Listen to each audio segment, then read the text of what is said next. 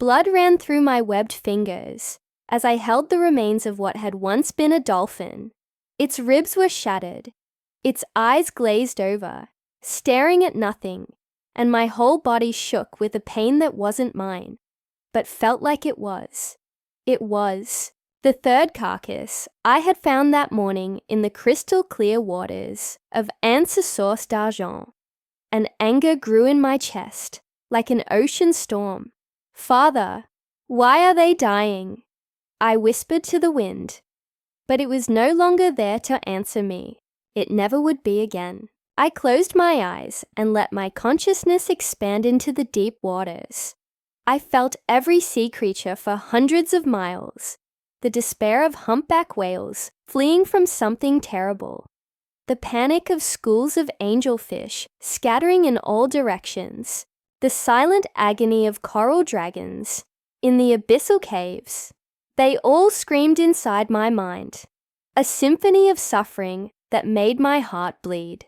Then I heard it, the sound, a violent mechanical vibration cutting through the depths, like a blade of ice, military sonar, high-powered sonic waves, piercing the brains of every aquatic creature like red-hot needles.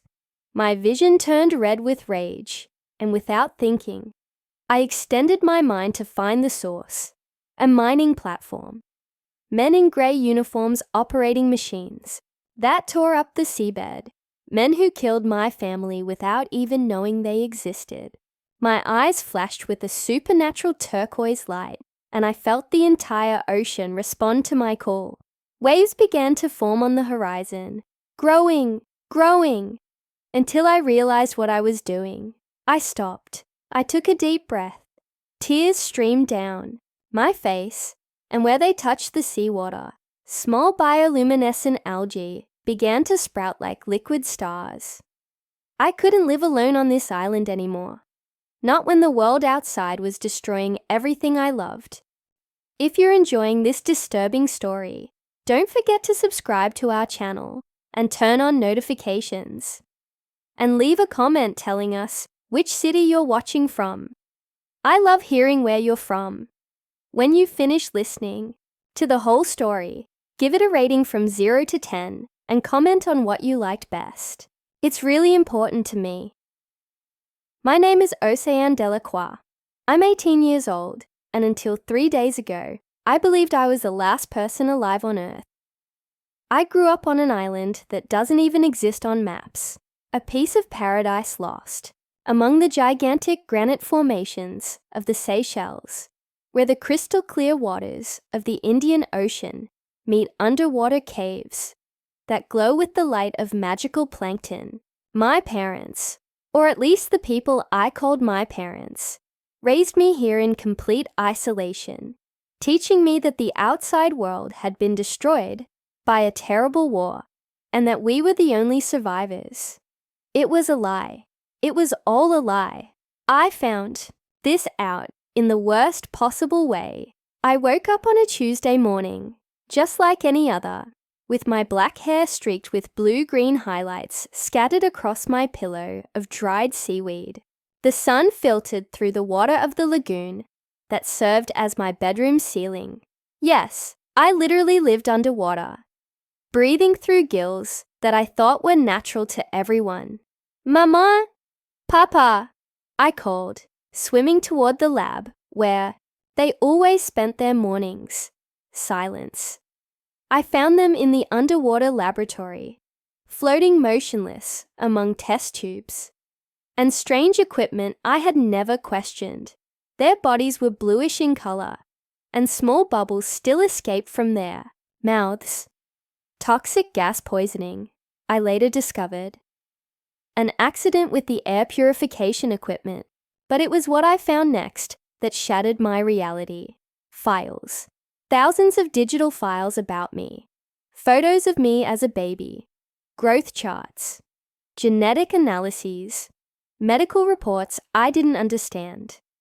And a video file dated 2006, a year after my birth. Project Oceana. Final phase, the title read. I clicked with trembling hands. It was my father. Or the man I called father, much younger, wearing a white lab coat, talking to a camera. Day 847 of the experiment. The hybrid child is developing beyond our most optimistic expectations. The combination of human DNA with genetic material from abyssal creatures from the Mariana Trench has resulted in abilities we considered theoretically impossible. She can communicate telepathically with any form of marine life within a radius of 500 kilometers, control ocean currents through mental command, and her tears contain microorganisms capable of accelerating aquatic evolution or causing catastrophic mutations. I stopped the video. My hands were shaking so much I could barely hold the tablet. I wasn't human. I was an experiment. The following days passed in a fog of horror and discovery. I found more files, each revealing more disturbing aspects of my origin. I was part of a Franco-Seychelles military project in the 1980s to create aquatic super soldiers. My parents were actually two scientists, Dr. Océane Delacroix and Dr. Marie Dubois, who had refused to hand me over to the government when the project was cancelled, faking my death and hiding on this island laboratory, disguised as a tropical paradise. For 18 years, they studied me. Every conversation we had, every game we played in the shallow waters, every night they rocked me to sleep. Everything had been recorded, analysed, catalogued as scientific data. But the worst was yet to come. In the last file I found, dated just a week earlier, there was an intercepted radio transmission, voices speaking in English, about large-scale mining operations in the Indian Ocean and sonic mapping of the seabed in the vicinity of the Seychelles. That was why the animals were dying. That was why I felt their pain like stabs in my own body. The outside world hadn't been destroyed. It was destroying my world. That night, for the first time in my life, I tried to use my powers intentionally. I sat on the edge of the lagoon, closed my eyes, and stretched my consciousness out through the deep waters. What I felt made me vomit. Pain. Pain everywhere. Thousands of sea creatures fleeing from brutal sonic waves that shattered their nervous systems. Coral dragons, magnificent creatures I had always thought were legend, agonizing in the abyssal caves, their brains literally melting from the military frequencies. And I felt it all. Every death, every agony, every moment of terror of innocent creatures being exterminated by humans who didn't even know they existed. That's when I realized I couldn't stay hidden anymore. The next morning, I swam to the surface and did something I had never done before. I screamed to the sky, "I need help!" My voice was charged with a supernatural energy, amplified by the seawater itself. Small but precise waves spread out in concentric circles, carrying my despair across hundreds of ocean miles. I didn't know if anyone would hear me. I didn't know if there was anyone in the world who could help me, but I knew I couldn't stand by and watch my aquatic family being slaughtered. What I didn't expect was that someone would actually respond. 3 hours later, I heard the sound of engines approaching. My first instinct was to hide. After all, I had been taught that humans from the outside world were dangerous. But then, I remembered the dead dolphins, the panicked whales, the dying dragons. If humans were dangerous, I would be even more dangerous. I remained on the surface, floating among the pink granite rock formations, my eyes glowing with bioluminescent light as I watched 3 military vessels approach. They were unlike anything I had ever seen in books. Sleek, silent, moving through the water as if they were sea creatures themselves. A man emerged from the water near the boats, swimming toward me, with movements too fluid to be completely human. As he approached, I could see artificial gills on his neck, retractable membranes between his fingers, and tattoos that looked like maps of the ocean floor. "You are Océane Delacroix," he said, and it was not a question. "How do you know my name?" I replied, my voice coming out more like an ocean whisper than normal human words. "My name is Commander Kai Nakamura," he said, approaching slowly, his hands visible to show he was unarmed. "I run an institution called the International Aquatic Academy. We have been monitoring this region for years, waiting for the day when you would be ready." "Ready for what?" "To save the Earth's oceans."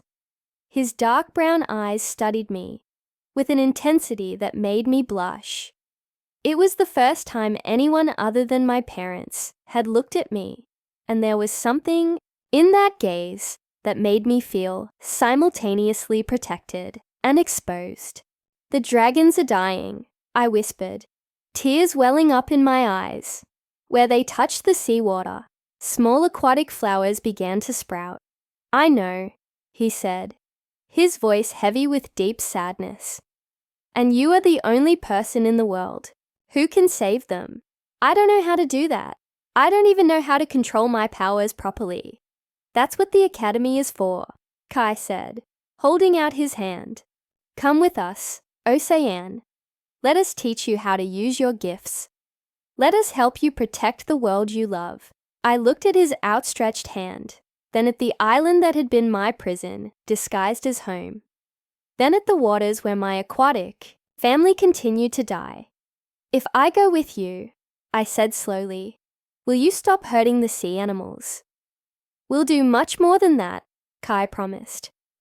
"We'll teach you how to make sure they're never hurt again." I took a deep breath, feeling the weight of 18 years of isolation and a lifetime of lies on my shoulders. But I also felt something new, hope. I touched his hand. The moment our skin met, I felt an electric connection run through my body. Not just attraction, though there was that too, but something deeper, as if our souls were made of the same oceanic substance. "Welcome to the real world, Océane," Kai said, his smile sad but genuine. "I hope you can forgive us for what we're going to have to teach you." As we climbed aboard his impossible vessel, I looked back one last time. My laboratory island seemed smaller now, less magical, just a piece of land surrounded by water where magnificent creatures continued to die. I didn't know what awaited me in the outside world. I didn't know if I would be able to control powers I didn't even fully understand. I didn't know if I could trust this man who knew my name before he even met me. But I knew one thing: the oceans were dying, and I was the only one who could save them, even if it cost me my humanity. The trip to the academy took 6 hours, but it felt like an eternity. I stood at the bow of the boat, watching in fascination as it moved through the water without creating waves, as if it were an extension of the ocean itself. Kai explained that it was bioaquatic technology, hybrid boats that mimicked the anatomy of whales and dolphins. "Everything we do here seeks harmony with marine life," he said, approaching me as I gazed out at the deep waters. "We never take without giving something in return." But there was something in his voice that bothered me, a hidden sadness, as if he carried a weight he couldn't share with me yet. "Commander," I called, testing the strange word on my tongue. "How did you know my name? How did you know where to find me?" Kai was silent for a long moment, his eyes fixed on the horizon. "Your biological family weren't the only scientists working on Project Oceana. There was an international network of researchers. When the project was cancelled, most of them dispersed, but some never gave up on finding you." I felt a chill run down my spine. "They want to use me as a weapon." "Some do," he admitted, finally looking at me. "That's why we need to get to the academy first. That's why you need to learn to control your powers before they find you." The waters around us began to darken as we moved away from the shallow waters of the Seychelles and into the depths of the Indian Ocean. It was then that I began to sense something different, an ancient and powerful presence lurking in the darkness below us. "There's something big down there," I whispered, my voice heavy with awe and fear. Kai followed my gaze into the depths. "The leviathans of the eternal reef. They have ruled these waters for millennia. The academy was built here with their permission." "Permission?" "Yes. They know about you, Océane. They've known for a long time." Before I could ask more, one of the crew members, a woman with visible gills and completely black eyes, shouted, "Academy in sight." What I saw took my breath away. It wasn't a building, but a living city. Organic structures that seemed to have grown from the coral reef itself, stretched both above and below the surface of the water. Spiral towers pulsed with bioluminescent light, bridges made of genetically modified giant algae. And everywhere, sea creatures lived harmoniously alongside people. "Welcome to the International Aquatic Academy," Kai said, genuine pride in his voice. "Home to 300 students from 47 different countries, all united by one thing, the power to communicate with marine life." As our vessel approached one of the submerged towers, I saw other young people swimming around us. Some had subtle modifications, like Kai, gills, webbed fingers, eyes adapted for underwater vision. Others looked completely normal, but swam with the grace of dolphins, accompanied by schools of tropical fish that seemed to protect them. "Do they all have powers like mine?" I asked.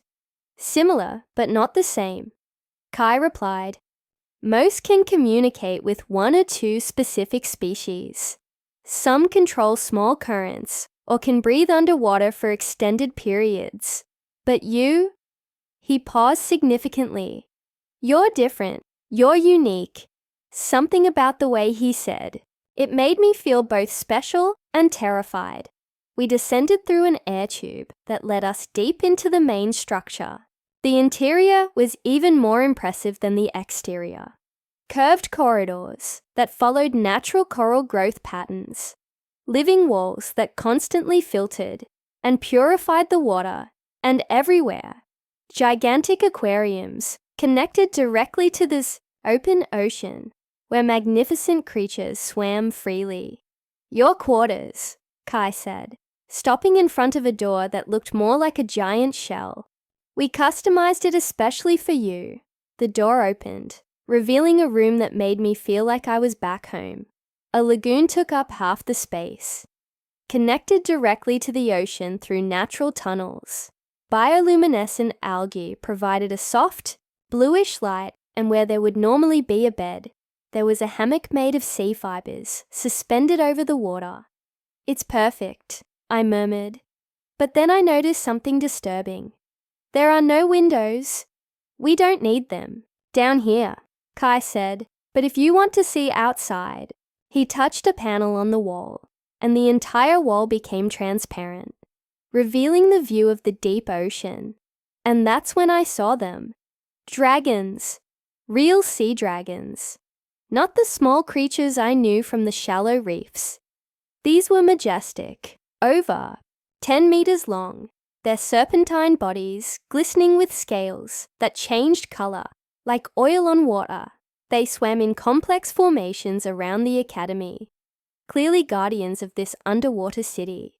"They're real," I whispered, moving closer to the transparent wall. "As real as you are," Kai said, "and they're eager to meet you."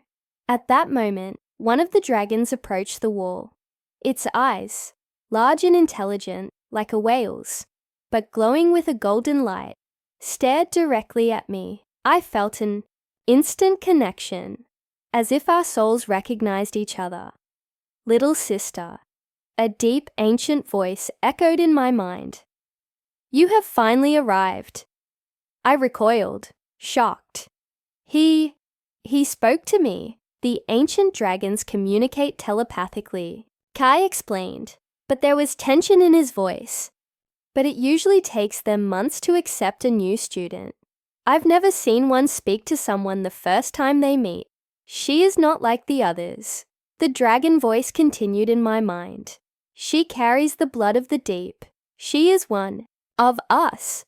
What is he saying? Kai asked, obviously unable to hear the mental conversation. I hesitated.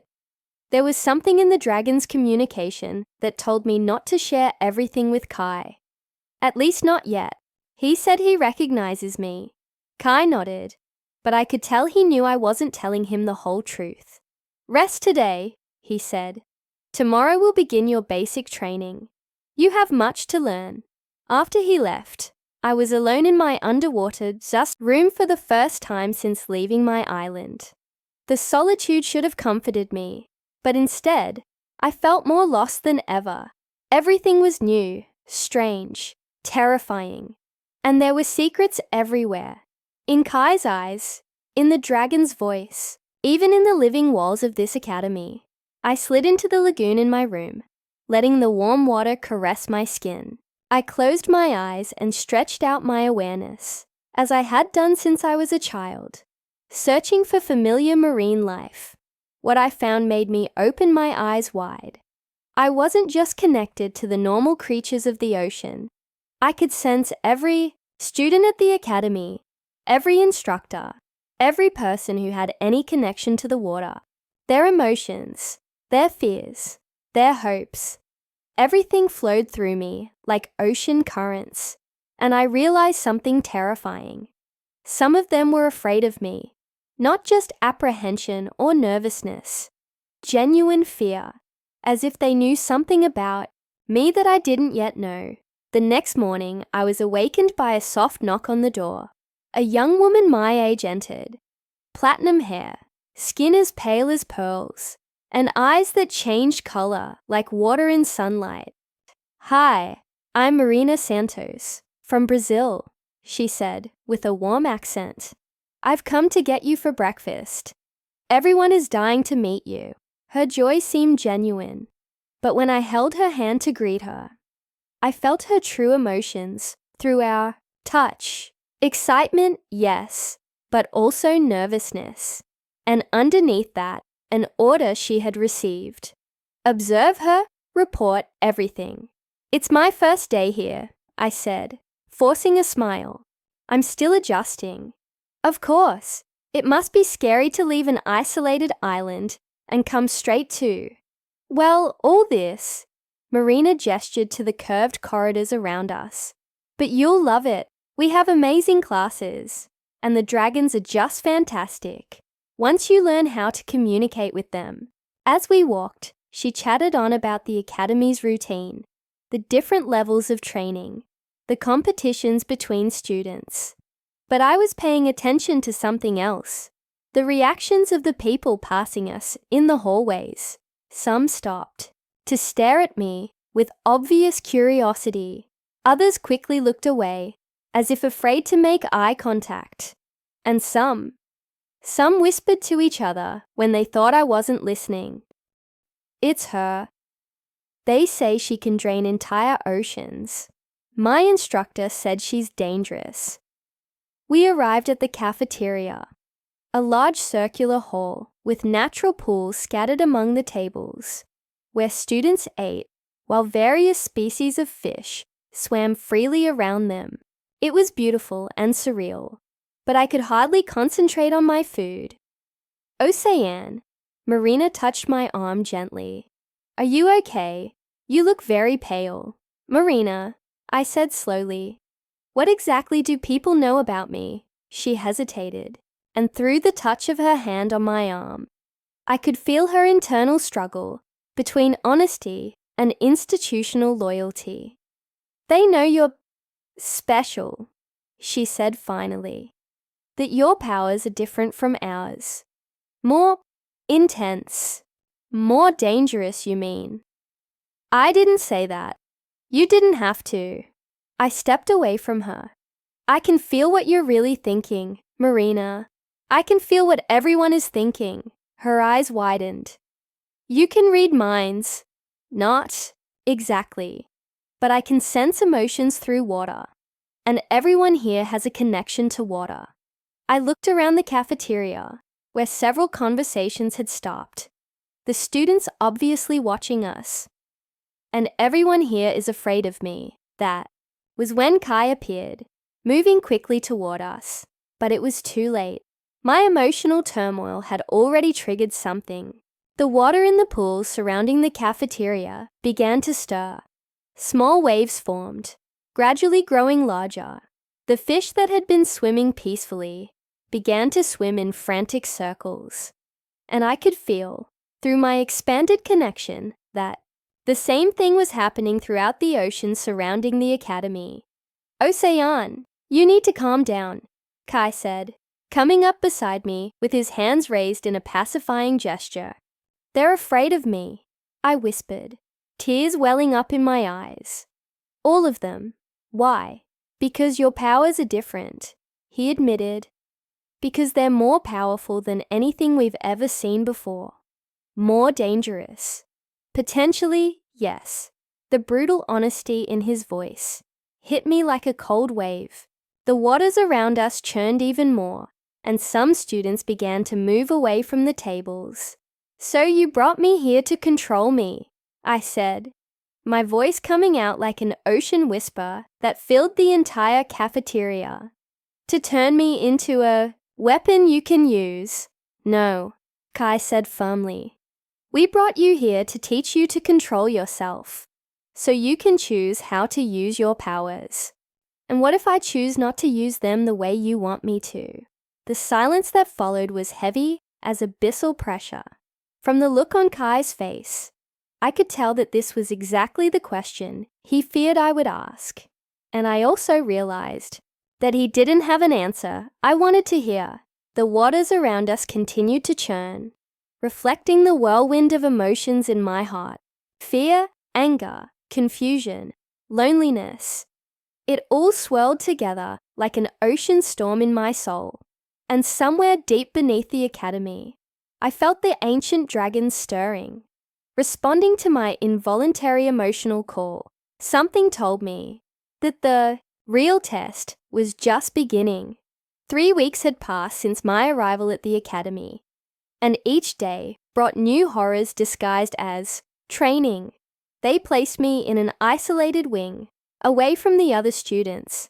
Officially, it was for my own protection and concentration on my studies.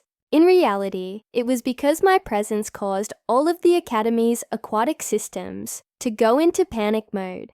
Fish fled when I passed by. Bioluminescent algae flickered erratically. Even the water purified by the living walls became agitated. "Focus on just one fish," instructed Dr. Celeste Voss, a stern woman with neural implants that glowed blue when she used her own aquatic powers. Just one, not the whole school. We were in the training chamber, a giant glass sphere submerged 50 feet deep, surrounded by artificial reefs where hundreds of marine species lived. My task was simple: make a single angelfish swim in a circle. The problem was that the moment I focused my mind on one creature, all the others responded as well. I closed my eyes, took a deep breath, and carefully extended my consciousness toward a small blue and yellow angelfish. "Just you," I thought. Just a small circle. The fish obeyed instantly. But along with it, the entire school began to swim in formation, followed by octopuses, nurse sharks, stingrays, and even a few pilot whales passing nearby. Within seconds, hundreds of sea creatures were orbiting our training chamber in perfect synchronization. "Stop!" shouted Dr. Voss. "You're creating a marine vortex." I opened my eyes and tried to release my control. But it was too late. The gravitational force, created by so many creatures swimming in a circle, was sucking water and sediment from the ocean floor. Small fish were being dragged against their will into the formation. Panic. That was all I could feel. Not just my own, but that of every creature trapped in the vortex I had accidentally created. "I can't stop!" I screamed, tears streaming down my face. That's when Kai appeared, emerging from nowhere like a human torpedo. He swam directly into the center of the vortex, wrapped his arms around me, and whispered something in my ear that I couldn't understand. But his presence, his touch, somehow calmed me. The vortex gradually dissipated, the creatures scattering in all directions, some visibly injured.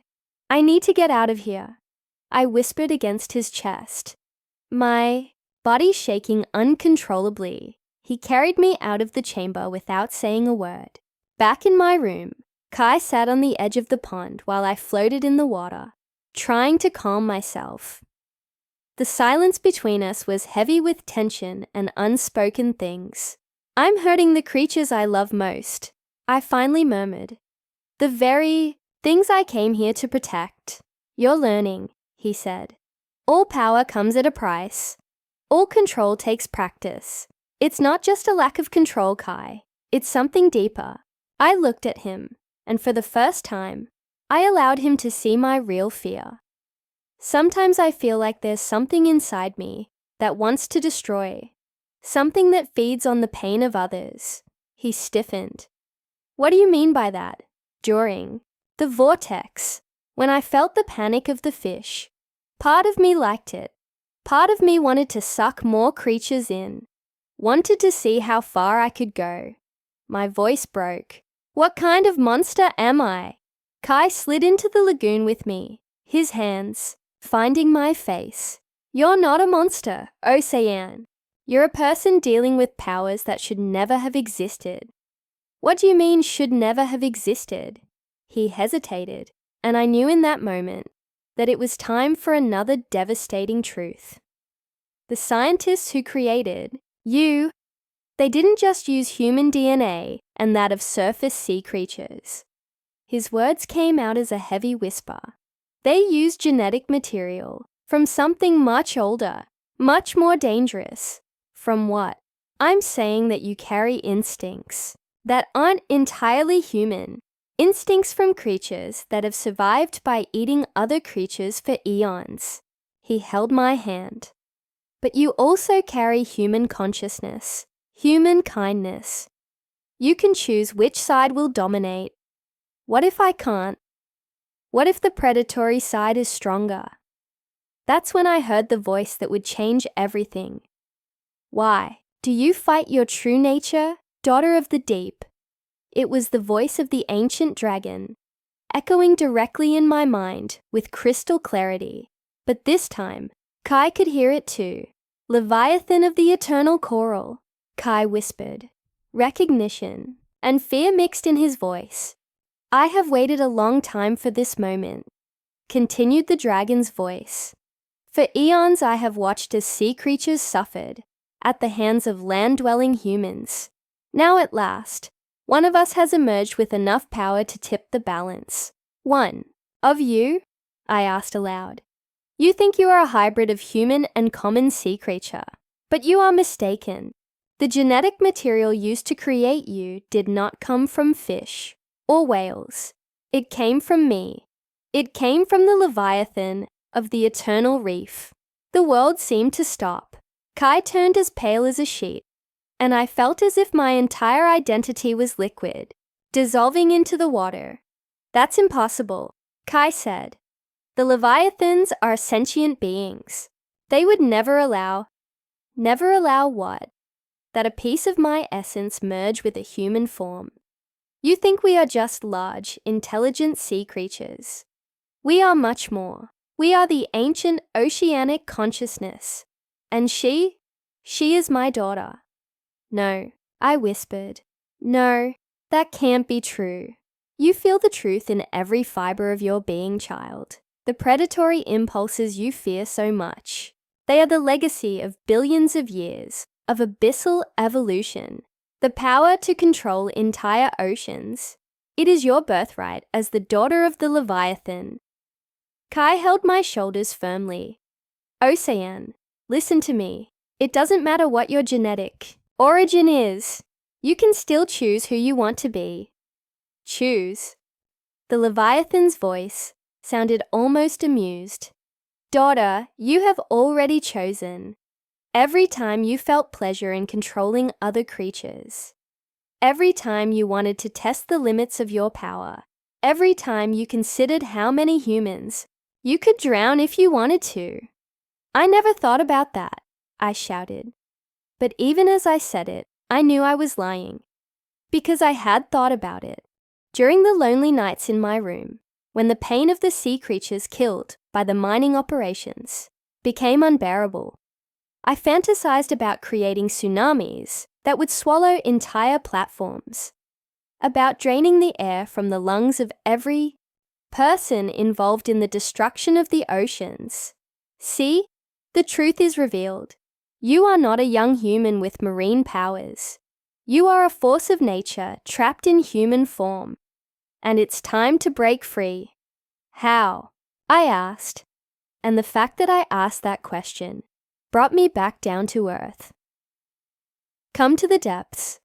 Find me in the abyssal trenches, where your true family awaits. Accept total fusion with me, and together we will restore the oceanic balance that humans have destroyed. We will cleanse the seas of all contamination, including humans themselves. Genocide, Kai whispered. You're talking about genocide. I'm talking about planetary survival. The oceans are dying.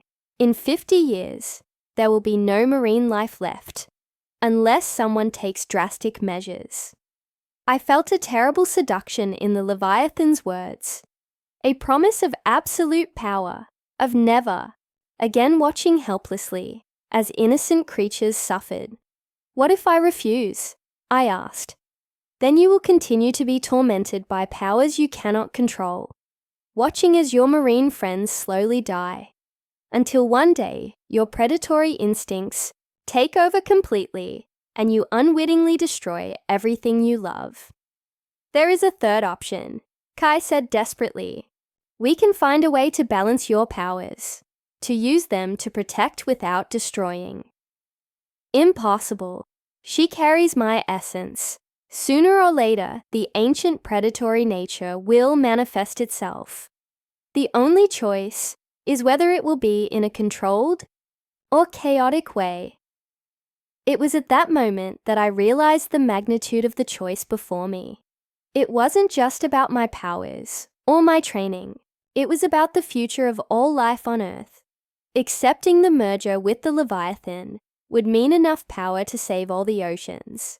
But it would also mean becoming something that was no longer human, something that might decide that the only way to save marine life was to eliminate life on land. Refusing would mean continuing to fight instincts that could eventually consume me, risking accidental destruction on a global scale, and attempting to find a third way could result in the worst of both worlds. Neither total control nor enough power to truly protect the oceans. How long do I have to decide? I asked. Underwater mining operations will intensify on the next new moon in 7 days. If you don't come to me by then, the coral dragons will begin to die en masse. And when you feel their agony, your predatory instincts will be permanently awakened. The connection broke, leaving only heavy silence between Kai and me.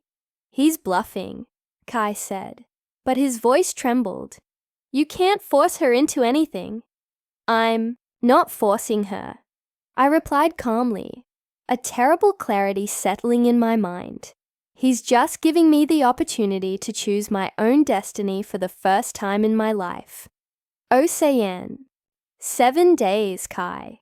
7 days to decide if I want to become a genocidal ocean goddess or an accidental monster. I looked at him, memorizing every detail of his face. Or if there really is a third option. But deep down in my heart, as I felt the constant pain of sea creatures dying around the world, I began to suspect that the Leviathan was right. Perhaps the only way to save the oceans was to fully embrace the monster I was destined to become. And maybe that wasn't necessarily a bad thing. 5 days. Only 5 days remained before Leviathan's ultimatum, and I could no longer hide what was happening to me. My hair, once black with blue-green streaks, now glowed with an otherworldly silver hue that pulsed with the rhythm of the tides. My skin had developed a subtle pattern of scales that only appeared when I was underwater, and my eyes now glowed with a golden light that made other students look away in fear. "You need to eat something," Marina said, pushing a bowl of nutritious seaweed toward me. She was one of the few who still tried to approach me, even though she trembled slightly whenever our eyes met. "I'm not hungry," I lied. The truth was that my hunger had changed. It wasn't seaweed or fish I craved. It was pure life energy, the force of the ocean, and the closer the new moon came, the more intense this need became. Kai entered the cafeteria and came straight to our table, his expression grim. "Océane, I need to talk to you, in private." Marina stood up quickly, clearly relieved to have an excuse to leave. "Mining operations have accelerated," Kai said as soon as we were alone. 3 new platforms have been positioned in the last 48 hours. The sonars are operating at even higher frequencies. I closed my eyes and extended my consciousness. Immediately, I was hit by a wave of agony that made me double over in pain on the table. Hundreds of sea creatures were dying simultaneously, their brains literally boiling from the brutal sonic waves. "How many?" I whispered. 1,200 dolphins just yesterday, 300 pilot whales, and the dragons. His voice broke. "Océane, they're attacking the coral. Dragons themselves." I felt something inside me break. A barrier I had carefully built over the last few days simply collapsed, and for the first time, I allowed the ancient fury to flow through me without resistance. The water in all the pools in the dining hall began to boil, literally boil. Students screamed and jumped out of the water, some with minor burns. Plates and glasses exploded, and through the transparent walls, I could see ancient dragons emerging from the abyssal depths, their majestic forms glowing with the light of war. "Enough!" My voice echoed throughout the academy, amplified by the aquatic structure itself. "Enough watching! Enough waiting! Océane, you need to calm down." Kai tried to reach me, but the water around me was too hot to touch. "Calm down," I laughed, and the sound came out like the roar of an ocean storm. "They're killing my family in front of me, and you want me to calm down."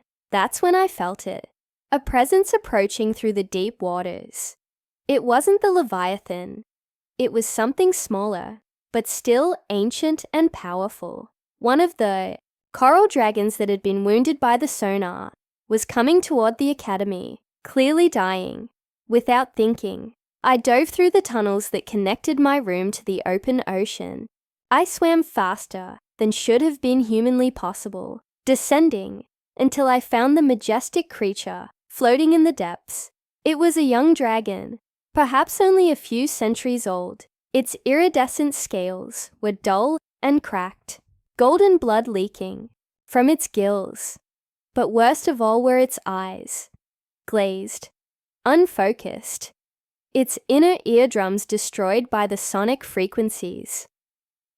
"Please?" Its mental voice was just an agonizing whisper. "Stop the pain." Something inside me shattered completely. I held the dragon's massive head in my hands, tears streaming freely down my face, and for the first time, intentionally, I allowed my Leviathan heritage to manifest fully. Golden energy flowed from me into the dragon. Not just healing, complete regeneration. Its scales regained their luster, its wounds closed, its eyes returned to their crystalline focus. But the price was high. I felt years of my own life being drained in the process. Sister-daughter, The healed dragon touched my mind with reverence. You are truly one of us. I always have been, I replied, finally accepting the truth. And now they will pay. I returned to the academy transformed, not just physically. Those small golden scales now shimmered permanently on my skin, but mentally. The internal struggle was over. I knew exactly who I was and what I needed to do. I found Kai in the academy's command center, surrounded by monitors showing the mining operations in real time. When he saw me, his face paled. Your eyes, he whispered. They're completely golden now. I healed a dragon, I said simply. And in the process, I finally accepted my nature. Océane, what are you planning? I walked over to the monitors, studying the locations of the mining platforms. 12 in total, scattered across the Indian Ocean, each pumping deadly, sonic waves through the water. I'm going to stop this, I said. I'm going to stop all of this. How? I looked at him, and for the first time, I allowed him to see the full extent of what I had become. I'm going to drain the oceans. Beneath the platforms, I'm going to create an aquatic vacuum that will pull them down into the abyssal depths. And if there are people on them, Océane, no, you're talking about mass murder. I'm talking about planetary self-defense. My voice came out calm, cold, completely devoid of the human emotion that used to define me. They chose war against the oceans. Now they'll get war. And then what? After you destroy the platforms, what happens? Do you stop there? Or do you decide that the only way to protect the oceans permanently is to eliminate all humans who could ever threaten them again? The question hit me like a bucket of cold water. Because I wasn't sure of the answer. I don't know, I admitted. I don't know where this will end once it starts. Then don't start. He held my shoulders, ignoring the heat now emanating from my skin. There's still time. We can still find another way. What other way? I exploded. Diplomacy, petitions, protests. Meanwhile, 1,000 more creatures die every day. The Academy has political connections. We can expose their operations, create international pressure. That would take years. And even if it worked, it would only be a temporary victory. In a decade, 10 years, they'd be back with different technology, different methods. I pulled away from him. You don't understand. It's not about these specific operations. It's about the fundamental nature of humanity. You are a species that consumes without limits. You sound like you're not human. Because I'm not. The truth came out like a knife. Not completely. And maybe it's time to stop pretending that I am. That's when I heard it again. The voice of the Leviathan, clearer and closer than ever before. It's time, daughter. Come to the depths.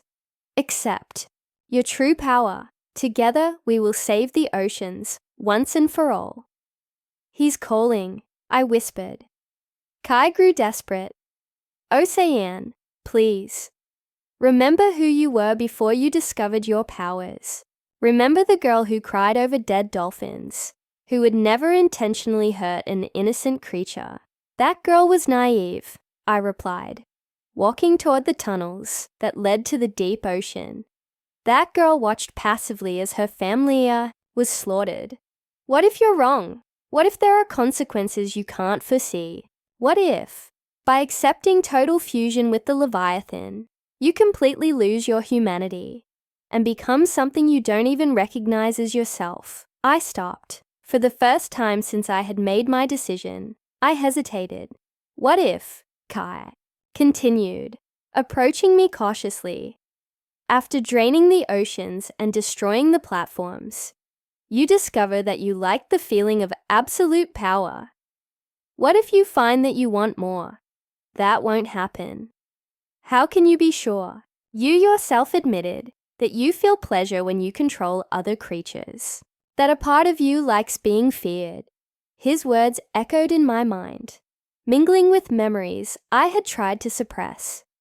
Moments during the last few days when I had fantasized not only about destroying the mining platforms, but about what else I could do with my powers, about what it would be like to rule the oceans unchallenged, about what it would be like to decide which sea creatures deserved to live and which deserved to die. "You're right," I whispered, terror rising in my heart. "You're absolutely right. Then stay. Fight it. Find a way to use your powers without losing yourself to them." But it was too late, much too late, because at that very moment, I felt a new wave of mass deaths. Not just dolphins or whales this time.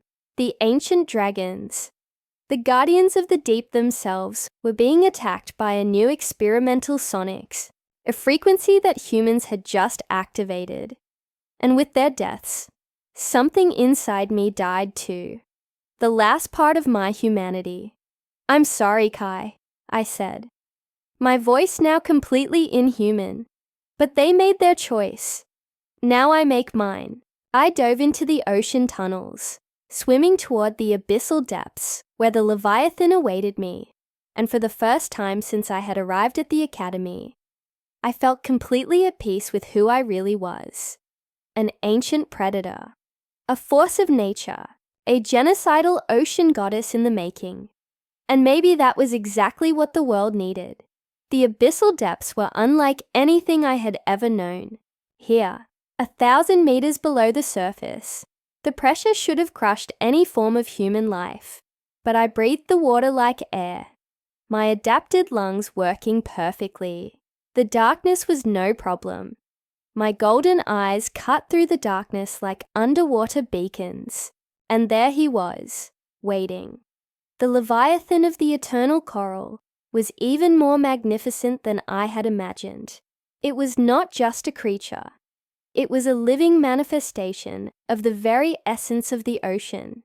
Its serpentine body stretched for hundreds of meters, scales that changed color, like an underwater aurora borealis, and eyes that contained the wisdom of billions of years of marine evolution. "You've finally arrived, my child." His mental voice was no longer just words. It was a symphony of oceanic memories, a direct transmission of everything he had seen, felt, and lost over eons. I swam toward him, and when I touched his massive scales, I felt an instant connection to every drop of salt water on the planet, every sea creature, every ocean current, every molecule of salt became an extension of my consciousness. "Is this how you've always felt?" I asked, amazed by the magnitude of the experience. "Yes, and soon it will be how you always feel too. But first, you must understand what you are about to accept." He showed me. Through our mental connection, I saw the true history of Earth's oceans. I saw when marine life flourished without interference, when perfect aquatic ecosystems existed in absolute balance. I saw the emergence of the first humans and how gradually they began to pollute, overfish, destroy.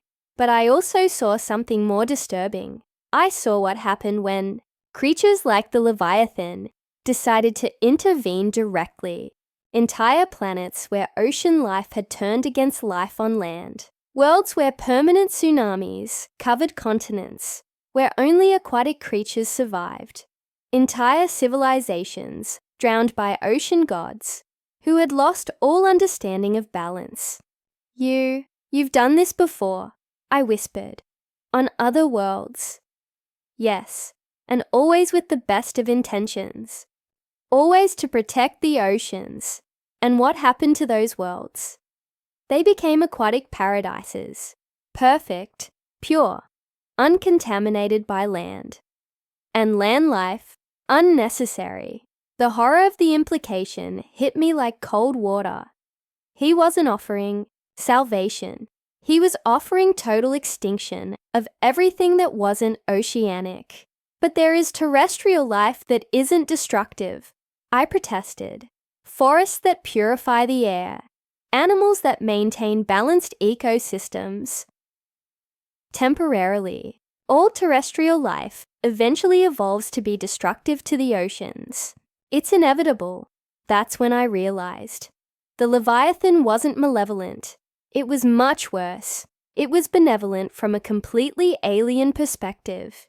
It genuinely believed it was offering salvation. What if I refuse now, after seeing all this? Yeah, won't refuse.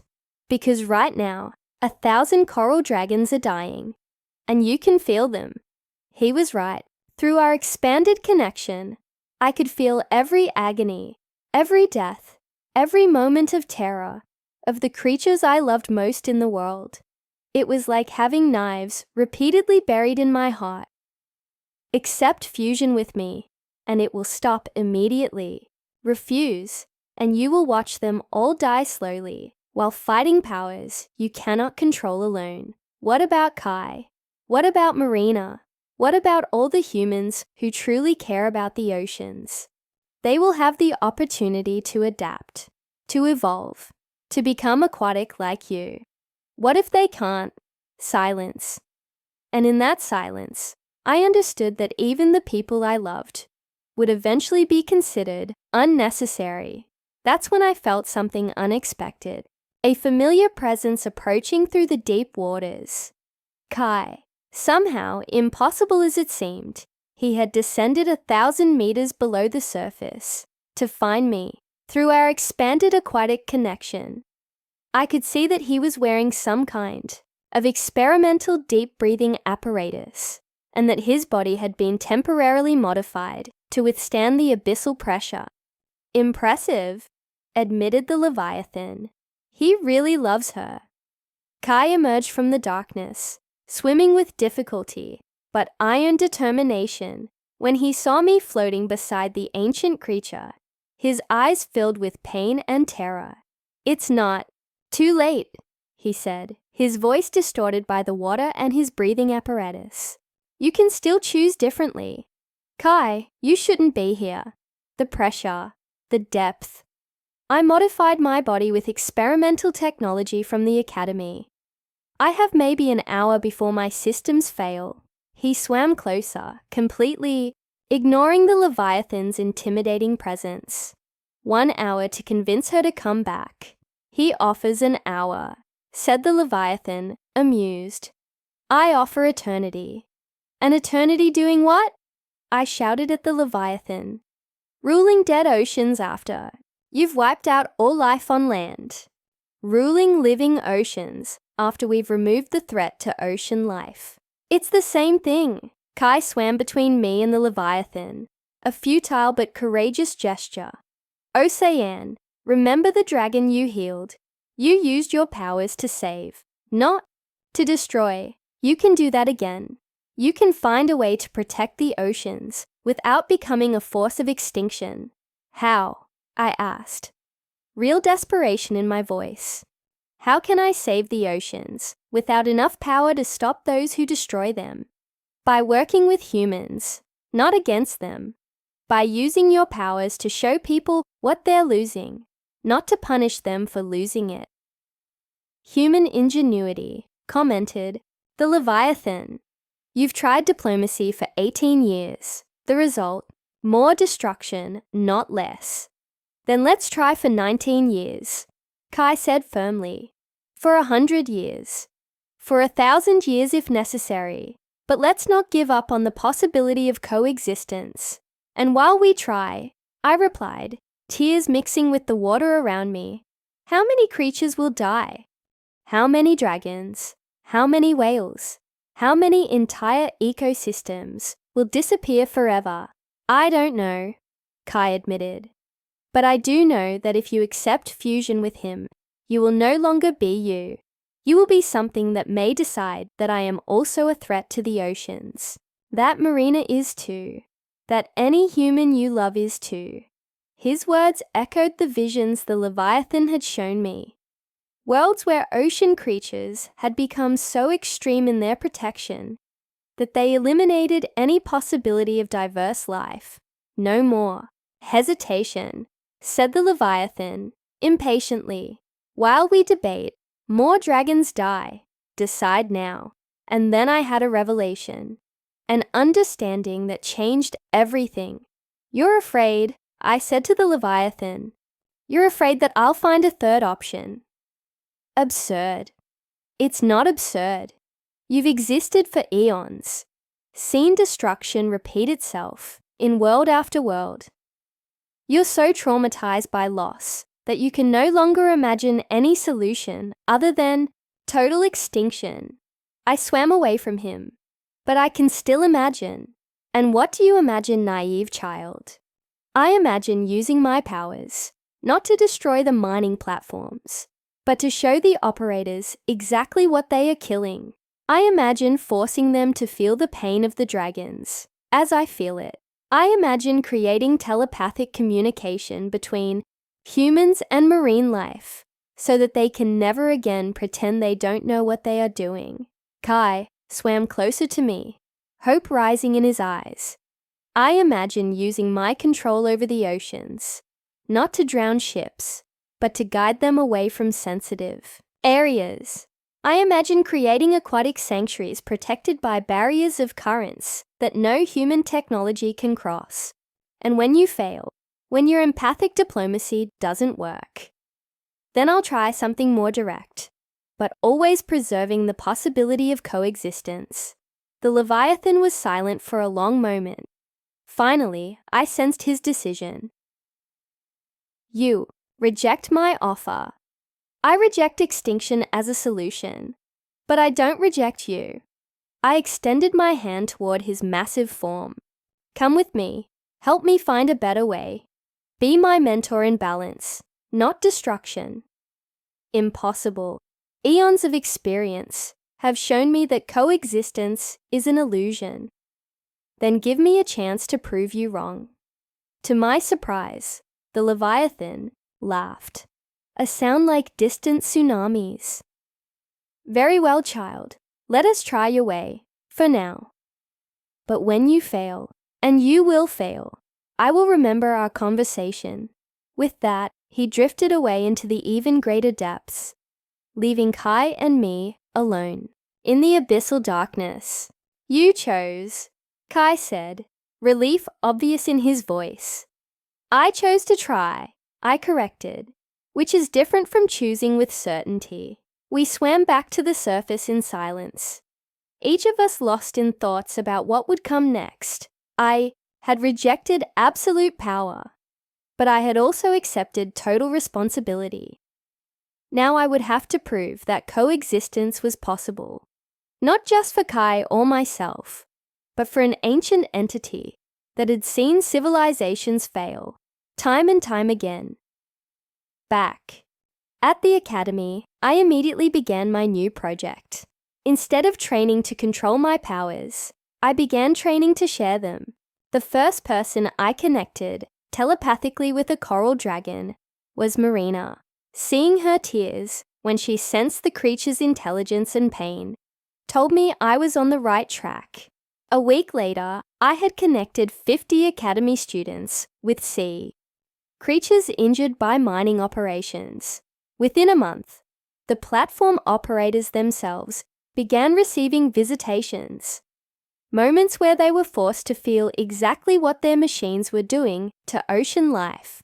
It didn't work with everyone. Some humans were impervious to empathy, but it worked with enough to make a difference. 6 months later, 3 of the 12 mining platforms had been voluntarily decommissioned. It wasn't a total victory, but it was progress. And for the first time since I discovered my powers, I felt something I had lost long ago. Hope. Maybe the Leviathan was wrong. Maybe coexistence was possible. Or maybe I was just naive, like he said. But I'd rather die trying to balance 2 worlds than live ruling only one. Hey, everyone on the Supernatural Youth channel. Leave a rating from 0 to 10 for the whole story in the comments, and tell me which part you liked best. Subscribe to the channel for more disturbing stories like this one, and turn on the bell so you don't miss any updates. See you next time for another story from the supernatural depths.